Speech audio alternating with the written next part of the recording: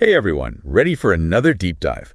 Today we're tackling those intriguing, sometimes mysterious cervical spine x-rays. Ah, yes, X-rays. Always fascinating. A lot of listeners have sent in training material from Dr. Eric Gandino, who I think you know. Oh, yeah, Dr. Gandino, Yeah. definitely. President of the Jones Institute, Europe, right. That's the one. He's really a leader in osteopathic medicine, especially the Jones strain counter strain method.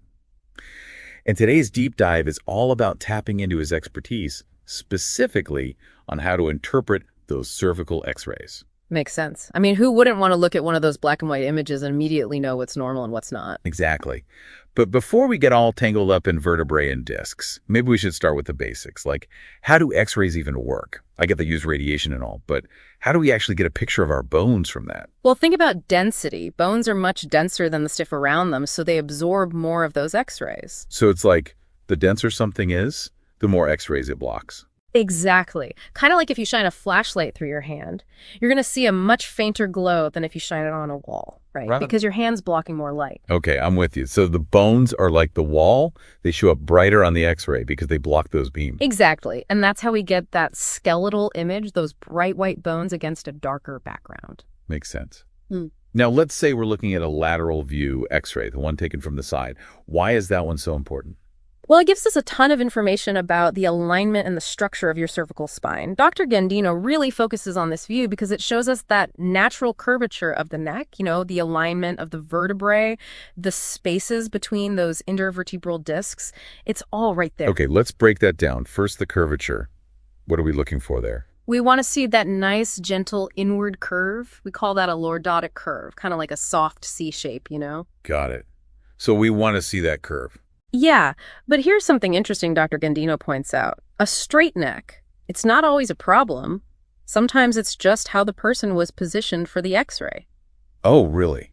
So a straight neck doesn't automatically mean something's wrong? Not necessarily. It's all about context. If the person isn't in pain, if their range of motion is fine, then that straight neck might just be because of how they were standing or sitting. Well, that's good to know. I was about to panic about my own posture there for a second. But what if a straight neck is a problem? What could that be a sign of? Well, it could mean there are muscle imbalances, or postural problems, or maybe even some degeneration in the spine. You gotta look for other clues too, like, is that lordotic curve gone? Are the vertebrae out of alignment? Are the disc spaces narrowing? Okay, so we've checked the curvature, looked for any straight segments. What's next on our x-ray checklist? Alignment. We want to see those vertebral bodies all nicely stacked on top of each other. Like building a tower with blocks, gotta make sure they're straight. And what if those blocks aren't aligned so well? What could that mean? Could be something called spondylolisthesis, where one vertebra slips forward onto the one below it. And that can make things unstable, maybe even pinch some nerves. Ouch. Definitely want to avoid that. Okay, so alignment check. What about bone density? How do we see that on an x-ray? You're basically looking for a consistent shade of white in all the vertebrae. Darker areas could mean the bone's getting weaker, which might be a sign of osteoporosis. So brighter is better when it comes to bones on an x-ray. Strong and healthy, right? Exactly. Strong bones are what we want to see. All right, we've covered curvature, alignment, bone density. Now let's zoom in on those individual vertebrae themselves. What are we looking at there?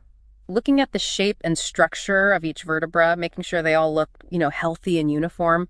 Oh, and the spaces between them, those intervertebral discs, we want those to be nice and evenly spaced. Shows us the discs are doing their job. Those discs are the shock absorbers of the spine, right? So good spacing means a happy neck. You got it. Well-spaced means healthy, well-hydrated discs, doing their job to cushion the spine and keep things moving smoothly. And speaking of movement, let's talk about those little bit important facet joints. What are they exactly, and why do they matter so much for neck mobility? Facet joints. They're like these small paired joints at the back of each vertebra. They guide and limit your movement, basically allowing your neck to bend and twist and turn in all those wonderful ways it does. And what does a healthy facet joint look like on an x-ray? It's funny, actually. Healthy facet joints look darker on an x-ray. That's because the joint space is open and the x-rays can pass right through. So in this case, darker means good. Means those joints are working the way they should. Exactly. Darker spaces mean good cartilage and healthy joint function. Okay, so far we've been focused on that lateral view. But I know there are other x-ray views a doctor might order. What are those, and why would you need them? You're right. There are a few others that give you different angles, reveal some extra information about your cervical spine. There's the anteroposterior view. Which is the one taken from the front, right? That's the one. It's used to check for scoliosis, that sideways curvature of the spine. And it's good for comparing the sizes of the vertebral bodies. Then there's the oblique view. Now, that one sounds intriguing. What's so special about the oblique view? Well, it's taken at an angle, and it lets us see those tiny little holes, the foramina, where your nerves exit the spinal cord. So important for spotting any nerve problems. Absolutely. It can show if a nerve is being compressed or if there's something like uncorthrosis, which is a type of arthritis in the facet joints. And of course, we can't forget the famous swimmer's view. Swimmer's view? Okay, now I'm really curious. Why is it called that, and when would you actually need it? Think of a swimmer with their arm raised over their head. That's the position that gives this view its name. We use it to see the very bottom of your neck, that C7-T1 area, especially when the shoulders get in the way on a regular x-ray. That makes sense, like a workaround for those pesky shoulders. Exactly. So we've got all these different views, giving us a pretty complete picture of the cervical spine.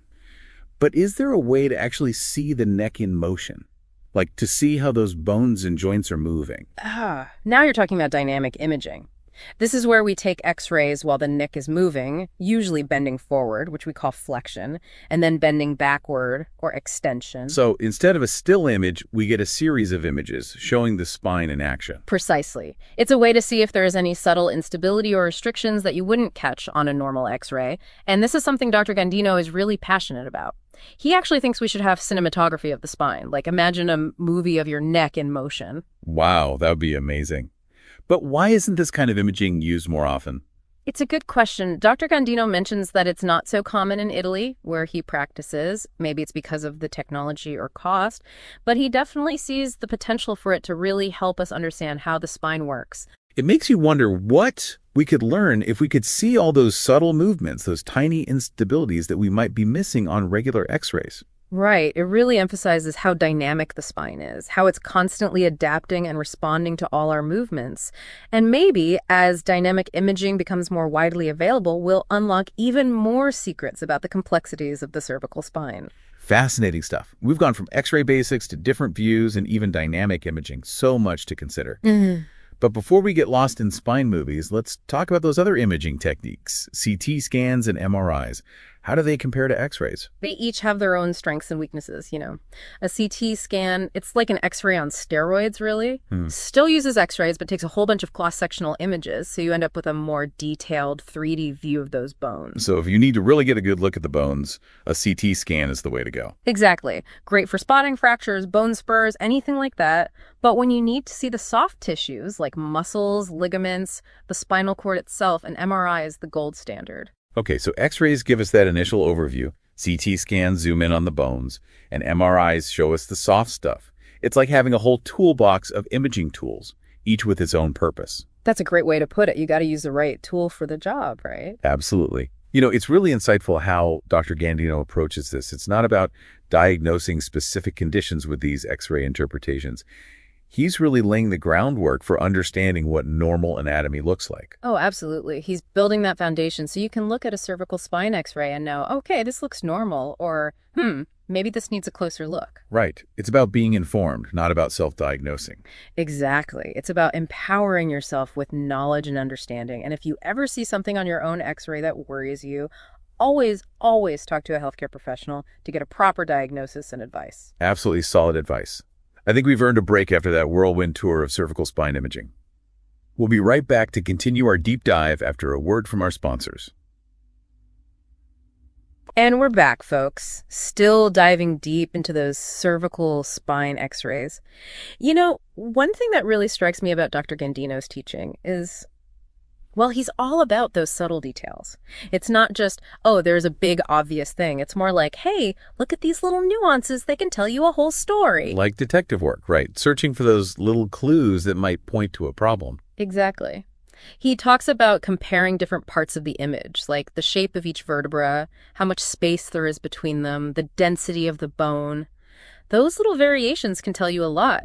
Can you give me an example? Like what kind of subtle detail should I be looking for? Sure. Imagine you're looking at those vertebral bodies and you see one that's a bit darker than the others. Darker. Yeah, Yeah. could be a sign of bone weakening, Yeah. maybe early osteoporosis or something else going on. So even a slight change in shade could be important. Absolutely. Or let's say you're checking out the spaces between the vertebrae, those discs. We talked about how we want those spaces to be nice and even. But what if you see one area where the space is narrowed or it's uneven? That'd be a red flag, It right? could be, yeah. Might mean you've got some disc degeneration going on, where the disc is losing height and not cushioning the spine as well. And this is where it gets really interesting because Dr. Gandino always emphasizes, don't just look at the x-ray, look at the patient. So the x-ray is just one piece of the puzzle. Exactly. You got to look at the patient's history, what symptoms they have, their lifestyle. All those things matter when you're trying to figure out what the x-ray is telling you. It's like those forensic investigators on TV, Yeah. right? They Yeah. don't just look at one fingerprint, they look at the whole crime scene. Perfect analogy. It's all about putting the pieces together to get the full picture. This is fascinating. It's like we're learning a whole new language, x-ray interpretation. And trust me, we're just scratching the surface here. There's always more to learn. And as technology gets better, we'll probably discover even more about the cervical spine. Speaking of technology, we were talking about dynamic imaging earlier. It seems like such a powerful tool for understanding how the spine actually moves. Why isn't it used more, especially with Dr. Gandino being such a fan of it? It's a great question. And Dr. Gandino wonders the same thing. He even points out that in other areas of medicine, dynamic imaging is pretty common. Think of a barium swallow, where you can actually watch the digestive system working. So why not apply that to the spine? Right. If we could see those little movements, those tiny instabilities as we bend and twist our necks, wouldn't that be incredible? Absolutely. Think of what we could learn about spinal mechanics if we could see all those little movements that are happening. Yeah, like opening up a whole new dimension of understanding. Exactly. It gets to the heart of how we view the body. We tend to think about these static structures, but in reality, everything's always moving, always adapting and responding. So dynamic imaging lets us capture that dance of movement that's always going on. That's it. And maybe as the technology gets better and more affordable, we'll start seeing it used more routinely for spinal assessments. I hope so. It sounds like it has so much potential to really unlock those secrets of how our spines work. And even without fancy dynamic imaging, we can still be more aware of how our bodies move and feel. What do you mean by that? Just pay attention. Pay attention to how your neck feels when you move, when you hold different postures. Notice if there's any stiffness, any restrictions, any pain. So tune into those little signals your body is sending you. Exactly. And if something feels off, don't ignore it. Go see a healthcare professional, get some guidance. Good advice. We've covered so much in this deep dive: x-ray basics, how to interpret them, the potential of dynamic imaging. But there's one more thing I wanted to touch on. Dr. Gandino, he is a specialist in the Jones strain counterstrain method. How do you think that expertise influences his perspective on x-rays? That's a great point. Jones strain counterstrain is all about finding and releasing those tender points in the muscles to relieve pain and restore proper movement. Very subtle, very precise work. And how does that tie into x-rays? Well, I think Dr. Gandino's deep understanding of the musculoskeletal system, those subtle muscle imbalances that can cause problems, it informs how he looks at x-rays. He's not just seeing bones and discs, he's seeing how they relate to the muscles, the fascia, everything around them. It's a more holistic perspective then. Exactly. He's seeing the bigger picture.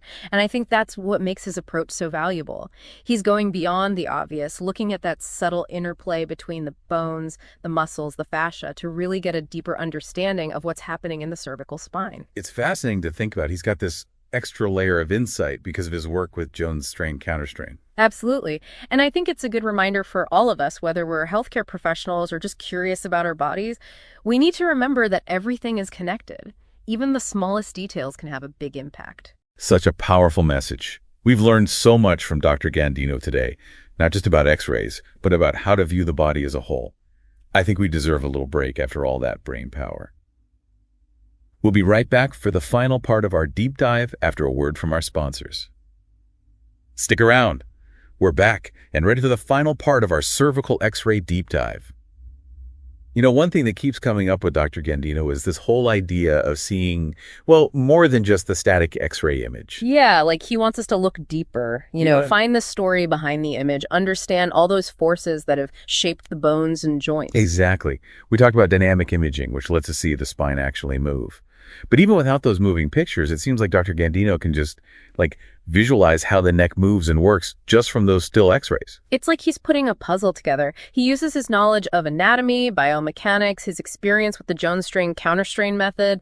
It's like he creates a multi-dimensional picture in his head from that flat image. And the best part, he's teaching us how to do that too. He's empowering us to really understand our own bodies. He's giving us the tools to look at an x-ray and see more than just bones. We can start to see the whole picture, how all the forces work together to make a healthy, functioning neck. So let's say I'm looking at my own cervical spine x-ray. What are some of the key things I should be looking for based on Dr. Gandino's teachings? First things first, remember context. Don't freak out if something looks a little off. Think about your symptoms, your medical history, and most importantly, always talk to a doctor for a real diagnosis. Right, we're not trying to self-diagnose here, just become more informed. Exactly. Now, when you're looking at that x-ray, look at the curvature of your neck. Do you see that gentle inward curve? Or is it straight, maybe even a little kyphotic? And we learned a straight neck isn't always bad. Right. Got to look at the whole picture. After that, check the alignment of those vertebral bodies. Are they stacked nice and neat, or is there any sign of slipping or misalignment? Like that spondylolisthesis where one vertebra slides forward. That's the one. Next, check out the bone density. Those vertebrae should be nice and bright white, showing those bones are strong and healthy. And don't forget those intervertebral discs, those all-important shock absorbers. Are they nicely spaced, or do you see any narrowing that could be a sign of degeneration? Good point. And finally, take a peek at those facet joints, those small but important joints that control neck movement. Remember, healthy ones will show up as dark spaces on the x-ray, meaning the cartilage and joint function are good. Wow, that's a lot to look for. So much information packed into one x-ray. It is. But thanks to Dr. Gandino, we have the knowledge to understand it. We can look at those images and really understand what's going on in our own cervical spines. This deep dive has been incredible. We started as x-ray newbies, and now we can actually interpret them, even if just a little bit. It's been a journey, that's for sure.